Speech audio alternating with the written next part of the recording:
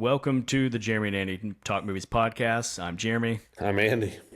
and we wanted to just take a little time just to recap what's been the year of movies in 2025 so far. Yeah. And, before we get into our breakdown of the movies that we've seen, we do want to just take a moment and talk a little bit about the fact that we lost an actor who was pretty iconic, Yeah. I would say. Absolutely. And, Andy, you want to talk a little bit about Michael Madsen? Yeah. So, well, let's see. This is a Monday. Maybe Thursday or Friday? Some late last week, Michael Madsen passed away. I was really bummed by that. We've talked about him a little bit. When we did I thought they would be bigger. I named him as one of my. I thought he would be bigger. That wasn't an insult. It was really just like that's what I had hoped for him. But yeah, he passed away. Probably most known for working with Quentin Tarantino. But I would say definitely most known for Reservoir Dogs and a very specific scene in Reservoir Dogs. He is a part of the infamous torture ear cutting scene in Reservoir Dogs. I just think of Michael Madsen it was so hard to not think of him as just one of the coolest people in the world because I discovered Tarantino's movies when I was like 13, 14, right before Pulp Fiction came out. I watched Reservoir Dogs, and Tarantino just had that instant credibility of like, this guy is the coolest guy who's ever lived. And so then when, he writes good parts for someone like a Michael Madsen, who back in those days did seem like he was also pretty cool, then you combine the two things. And, I think he was the reason why I listed is I thought he would be bigger because like you watch Reservoir Dogs and beyond just the infamous ear cutting scene, Reservoir Dogs is a movie about a bunch of dudes just trying to be the alpha male and being the coolest guy in the room, and Michael Madsen wins that contest against some really heavy hitters. Like he is just so cool and he's scary, but he's never. He's not screaming and waving his arms and everything. He's scary because he's so cool. And I don't know, just someone I always liked. He's in one of the all-time just bad good movies, Species. He popped up. He's I think the best acting he's ever done is actually in Kill Bill 2. He's Bud, Bill's brother, another Tarantino movie. So I just wanted to take a quick second and shout him out. He just always was cool. It was kind of a bummer to see his career, in later years. He had to he would do like some of these like sci-fi original movies and stuff. But for a minute there, he was the coolest guy in Hollywood. And those performances, even in something ridiculous like Species, like they hold up really well. So I just wanted to shout out Michael Madsen. Absolutely. The guy had a great scowl, a great, eyebrow look. A guy who could really make smoking a cigarette look cool. He made it look so cool. And then just a great voice, had that right amount of rasp. It was just, effortlessly cool guy. He was effortlessly cool guy. And I'm glad he's forever immortalized, especially in these Tarantino movies. So just wanted to shout him out real quick. Absolutely. Appropriately so, Andy. Yeah. All right. So talking about 2025 and the year of movies, I do want to just ask this generically, just from the start. Do you think that this has been a good movie year so far? I do. Now, there have definitely been some misses, and there's been some things I have been disappointed in. But there's the stuff I've wanted to land has, Mission Impossible being a good example. Had some great surprises like Sinners, Warfare, Thunderbolts. That was one I was like, I really want it to be good. I hope Marvel can pull it out, and they did, I thought. So a lot of good stuff. There's always going to be bad stuff or stuff you're disappointed in. Mickey 17. That was one we were both excited about. Just did not work for either one of us at all. But I do think it's been a good year. A lot of movies that I've just gone to and been like, you know what? I had a really good time. Drop. That's a good example. Yeah.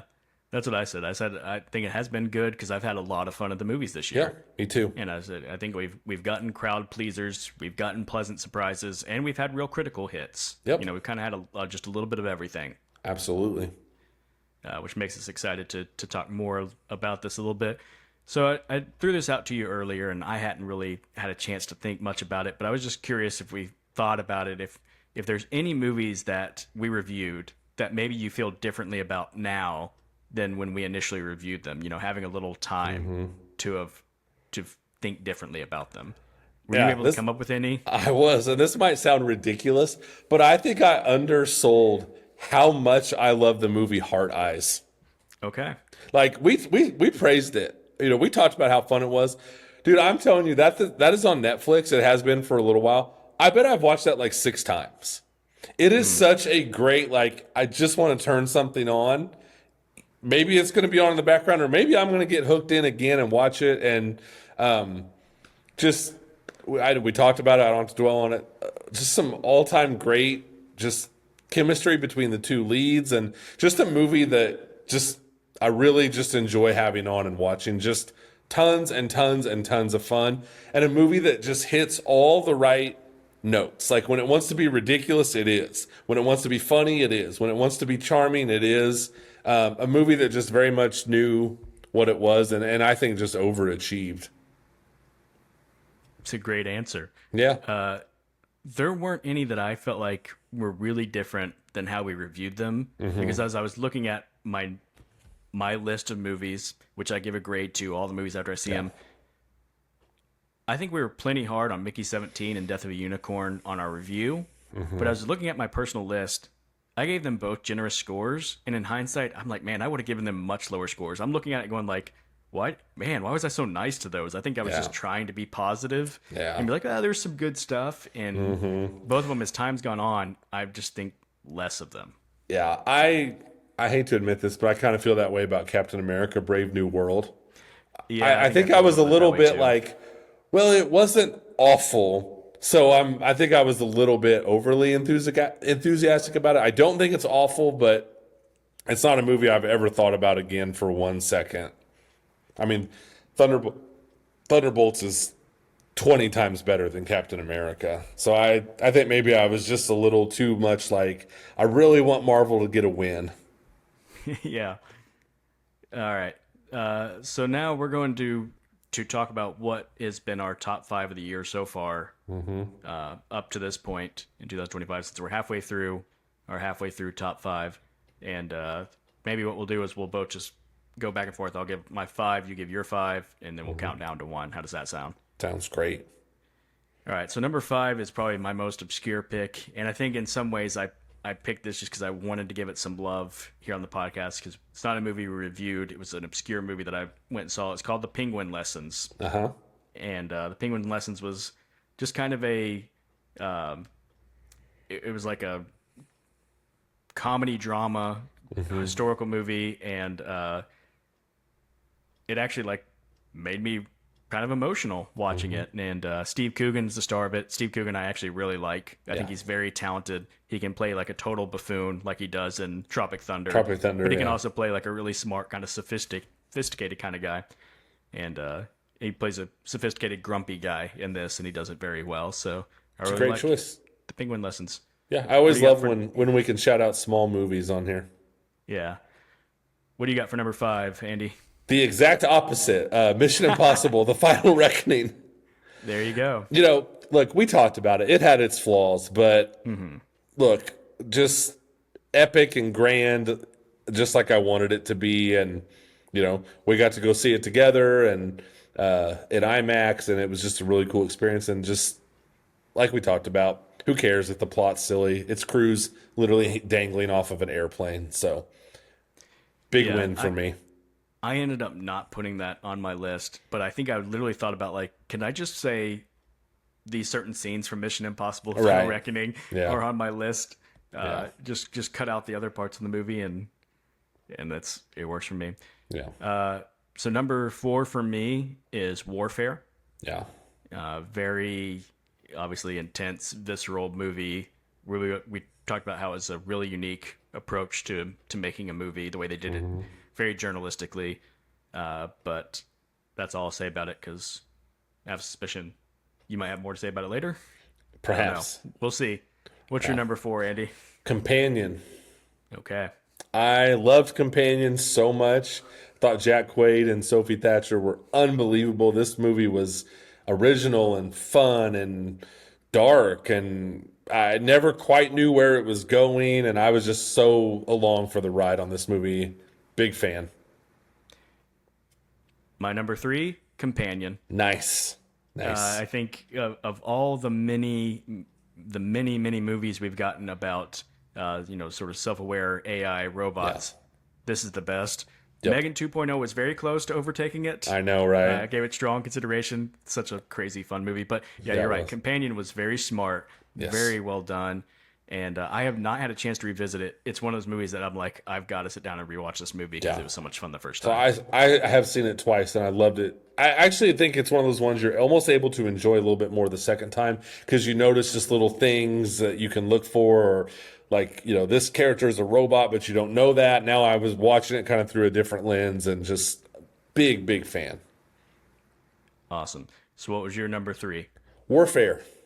Nice. Yeah. So we just And, flip and flopped there. yeah, man, just like we talked about, certainly not a movie for everybody, but just so simple, so to the point, and just such a visceral experience, and so tense, and man, just a movie I was just so locked into from the second it started.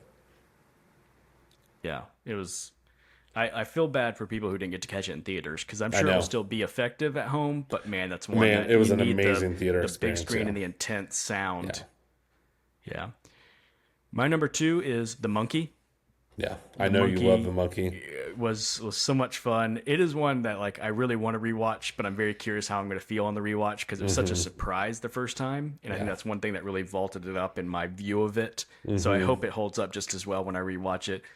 But we talked about it. It's sort of just like a darkly comedic type of Final Destination movie Very much almost. so. But I love the performances. I love Yeah. just how like straightforward it was, and then how zany it got. It Oh just my gosh. I just loved the ride of the monkey. Yep. It's not on my list, but I love the monkey also.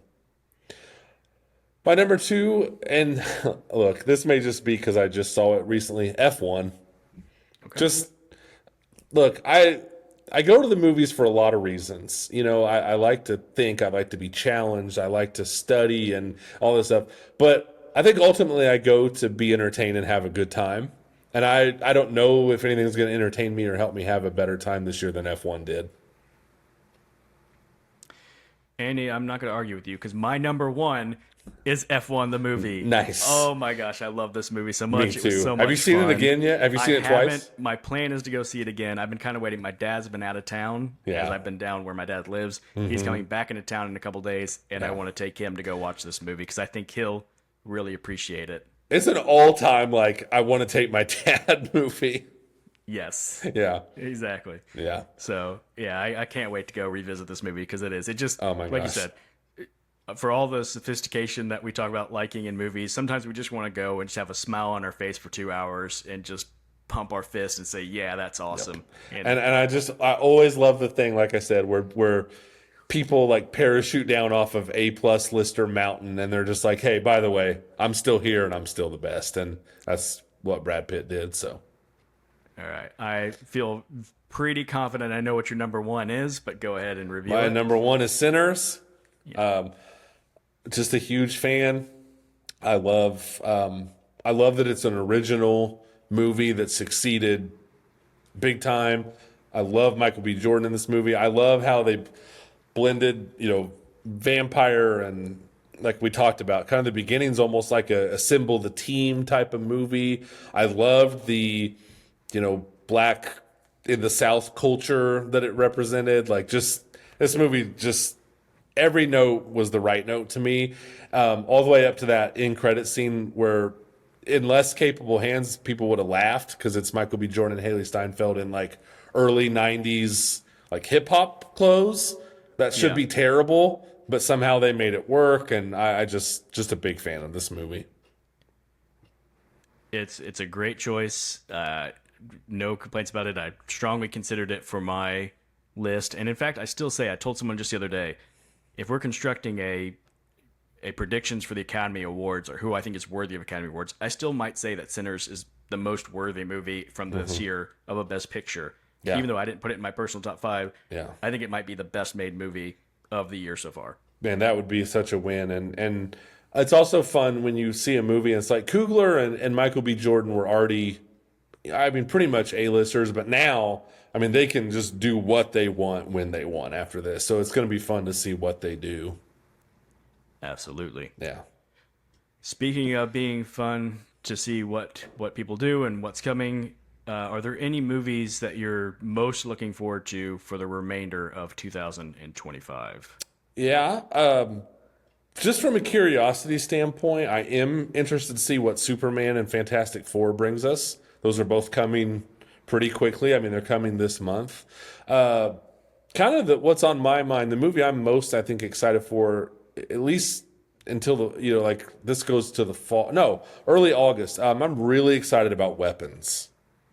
I don't know if we've ever talked about that on the pod, but you and I have talked about it. I know privately, it's just a really cool premise. It leaves a lot of questions. It's vague, but it's intriguing. It's from Zach Krieger, who did Barbarian, which I was a huge fan of. So just a lot of things that are piquing my interest. I'm really hoping that Weapons lands. Yeah, that was one that I had marked down as one I'm most looking forward to. One of the ones I'm most looking forward to. Yeah. Another one that I'm really looking forward to is The Smashing Machine, Yes. which is The Rock, directed by one of the Safdie brothers. Yep. And based on a true story. It actually looks like I've long said I think The Rock is a really good, charismatic guy. Yeah. Like should be a movie star, but I also just don't know like what's his signature movie. And I'm really excited for the idea that this could be The Rock's signature movie, and he could, maybe even get like an Oscar nomination or Wouldn't something. that be And we all say, wild like, if The "I Rock love is The Rock." Academy Award nominee? Yes. It just looks like a well-made, interesting movie. I agree. I'm looking forward to it. Yeah. And then there's plenty of, you know, plenty of ridiculous franchise movies that I'm sure I'll watch. I'll watch Happy Gilmore 2, even though I'm a little nervous Yeah. about the fact they're revisiting that. We talked about Predator Badlands, how we're a little more Yep. encouraged for that That's one on because my of list. how well Killer of Killers did. Yep.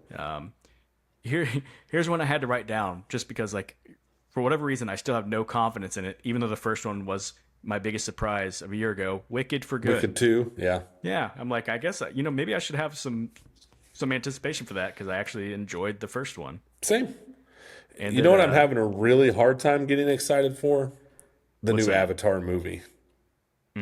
Yeah, Yeah. That comes out around Christmas time this year, and I'll go see it, but I'm having a hard time getting excited about that. the franchise movie. I say franchise because it's a sequel, but it's a sequel well after the original that I'm actually kind of excited about. Is Spinal Tap 2. The Yeah. end continues. Yep. I don't know why. I feel like they wouldn't return to this world unless they actually felt like they had some good stuff to do. Yeah. So and I think it's been long enough. Like there's plenty of material and there's plenty of things they could do. I think so, too. So I think that one could be a lot of fun. And I'll give the same answer I always give. I'm kind of excited for the movie that I don't know that I'm excited about. Something like a Hard Eyes or a Companion or something like that. Like The Monkey, like stuff like that I hope we get more of. I know Oz Perkins has another movie that's supposed to be out sometime in the fall. I haven't actually heard a whole lot about it lately, but that's a thing. So I'm all in on him after Long Legs and The Monkey. So I more than anything, I hope we can just keep coming back here every week and being like, you know what, that was a really good movie, because we've done that a lot this year. Absolutely. Yeah. Yeah. That's been my favorite thing about this year so far is that when looking through the movies that we've had this year, there's so many that like I wouldn't have ever actually thought about putting on my top 5, but I kind of wanted to think about putting in my top 5. Dude, I wanted to put Hard Eyes in my top 5. I was like, could I put Dangerous Animals on my top 5? Dude, I don't know. I love that movie. Could I,